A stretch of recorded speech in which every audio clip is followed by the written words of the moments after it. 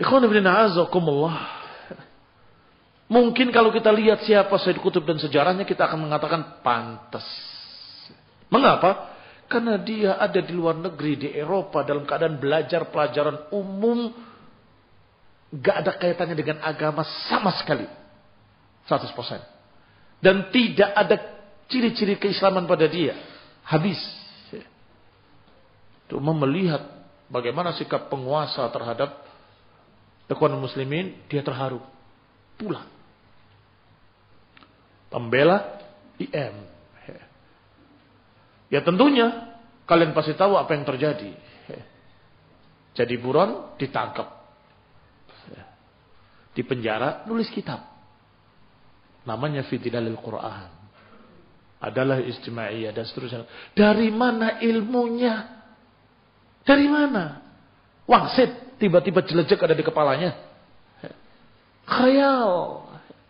Bagaimana mungkin dikatakan ulama? Dan mereka tahu itu. Saya yakin, seyakin-yakinnya mereka tahu. Loh, kalau kalian melihat tampilannya, pakai jas, pakai dasi kupu-kupu. Sahih. Dari sisi mana dikatakan ulama? Lebih jahat lagi. Orang yang sudah jadi doktor dalam bidang tafsir, namanya Dr. Umar, mengajar di Libya. Setiap ngasih tugas, cari di 5 tafsir. Salah satunya adalah Fi Dilalil Quran. Wajib, yang lainnya silahkan, bebas. Yang 4 bebas, yang 1 harus Fi Dilalil Quran. Gak kebalik. Harusnya justru yang 1 itulah kitabnya para salafus saleh atau kitab yang sudah ma'ruf, masyhur, yang tafsirnya tafsir bil ma'thur dari para imam ahlu sunnah. Baru yang lainnya silahkan dari yang lain. Mungkin masih wajar. Sudah aneh. Disejajarkan dengan tafsir Ibnu Katsir, disejajarkan dengan tafsir At-Tabari, disejajarkan dengan tafsir para a'immah, para mufassirin, para pakar-pakar yang memang ulama jahabidah. Ulama yang jardan. Yang jenius. Yang dari kecil sudah menghafal Quran. Disejajarkan bukunya Sayyid Qutb yang tiba-tiba nulis di penjara dalam keadaan tidak ada referensi. Tengok kanan jeruji besi, tengok kiri tembok. Terus mau dari mana ilmunya? Ikhwani fillah a'azakumullah kaum muslimin rahimani wa rahimakumullah. Katsirun minasy syababi sayadhi'una bisababi taqdisihim lah. Kebanyakan para pemuda akan sayadhi'un, akan tersia-siakan disebabkan pengkultusan mereka kepada Sayyid Qutb. Mati di tiang gantungan. Ketika ditanya, apakah engkau mau bebas atau apakah engkau mau selamat, ucapkan la ilaha illallah. Cuy, dia meludah dan berkata, saya digantungkan la ilaha illallah. Masya Allah, sinetron.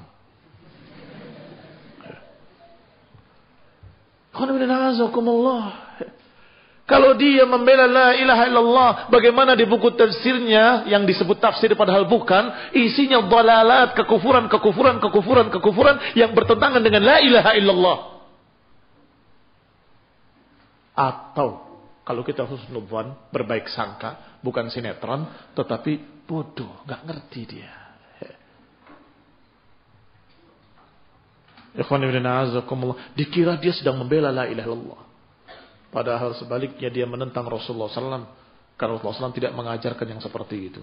Bahkan para ulama Syafi'iyah menyebutkan dengan tegas kalimatnya, tidak ada dalam sunnah, dalam hadis, nggak ada dalam Islam sunnahnya memerangi penguasa, nggak ada. Mutlakon disebut oleh Imam Nawawi, mutlak nggak ada. Ajaran dalam Islam melawan penguasa, nggak ada. Sedang menentang sunnah, dikatakan kami digantungkan membela la ilaha illallah. Mudah-mudahan kalau dia memang benar-benar bodoh, mungkin bisa dimaklumi. Tetapi kalau sebaliknya Nasallahu salam al-afiyah. Mau dikatakan tidak qiyamul hujjah atau belum qiyamul hujjah pada beliau, sudah ada di zaman tahun 65-an tersebut, ada imam-imam ahlul hadis di sana.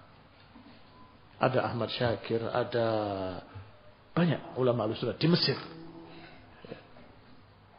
Tapi justru mereka tidak bertanya pada ulama ahlus sunnah. Tapi bertanya pada hawa nafsunya sendiri. Nasallahu salam al-afiyah. Wa inzalihim lahu ghairu manzilatihi, karena mereka mendudukan orang ini bukan pada kedudukannya yang benar. Ini didudukan terlalu tinggi, dikatakan sebagai imam, alim, ulama ila akhir, padahal tidak. Fala tajidil mu'tazili wal jahmi fi bid'atin illa syarakahum fiha. Tidaklah Mu'tazilah mengerjakan satu bid'ah, tidaklah Jahmiyah mengerjakan satu bid'ah kecuali orang ini bersama mereka. Sangat miripnya. Wajallaha, bahkan menerangkannya, menjelaskannya, wa wadhahaha, menjelaskannya sejelas-jelasnya, mahal asaf, sungguh sangat disayangkan. Sallallahu alaihi wasallam. Fa huwa yunkirul mizan, dia mengingkari timbangan, mengingkari arsy Allah, mengingkari asya' katsirah. Ma'aziq wallah. Mudah-mudahan karena bodoh.